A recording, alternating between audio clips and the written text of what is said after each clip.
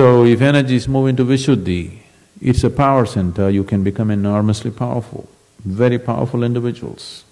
When I say power, not necessarily physical or financial or something, people can be powerful in so many ways. Just the very way they stand, some people are powerful, some people are not, isn't it? Yes?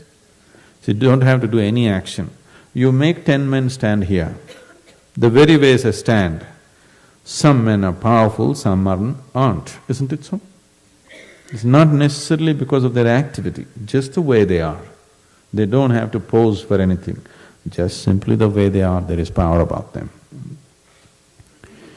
If your energies move into Agna, you are intellectually realized, you see things clearly, you see everything the way it is. Once you begin to see everything the way it is, you are at peace. So Agna is called as the third eye because you see things the way they are. With these two eyes are very deceptive. They make you see things the way it is necessary for your survival. They don't allow you to see everything the way it is. Once your energies touch Agna, now you're seeing things the way they are, everything the way it is. Now, that is why it is referred to as a third eye. Now, Sahasrara is the seventh chakra that is not in the body, just outside the body. But most people, it is dormant, it is not active. If some sadhana comes into your life, if you activate it in a certain way, or because of a very intense way of living, it can become active. If energies move into Sahasrara, you will become unexplainably, unreasonably ecstatic. Simply like crazy, you're ecstatic.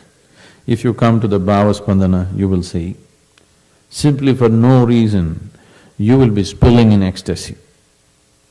You just don't know what's happening, just no external reason. Simply you're ecstatic, simply because your energies touch Sahasrara. From Mooladhara to Agna, there are many pathways as to how to get there, any number of methods and teachings as to how to reach there. From Agna to Sahasrara, there is no path. If you want to move from Agna to Sahasrara, because there is no path, that is the reason why many people have gone about propagating peace is the highest thing to achieve, because they got stuck here. You've heard of Ramakrishna Paramahamsa? Was there a story about him in the video or something?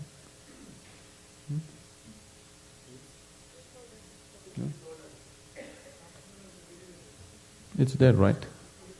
Yeah, okay, Ramakrishna. So Ramakrishna was like this. He was a devotee of Kali. Kali is a form of goddess, a fierce goddess. He took Kali as his mother and worshipped her. He is such a devotee.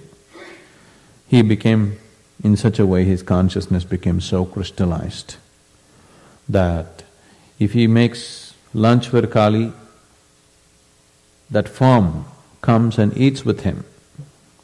This is not imagination, this is actually happening. Or is she sitting somewhere? That's not the point. A crystallized consciousness can just create it, just make it happen the way it is known to him. So he actually used to feed her and she used to eat. Food used to get empty. So he was like that, but he was… when she's on him, he is like ecstasy. The moment she leaves him, he is misery. All the time crying, literally crying like a baby, calling like, "Mommy, mommy, please come." He would be just crying, "Please mother, come to me, come to me, come to me." When she's on him, he's all ecstatic. When she's not, he's lost. He went on like this.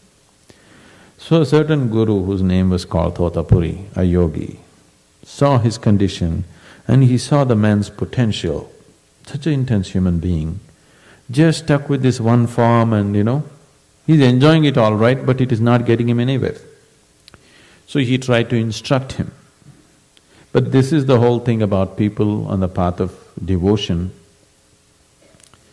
Ramakrishna said, "I don't want any realization.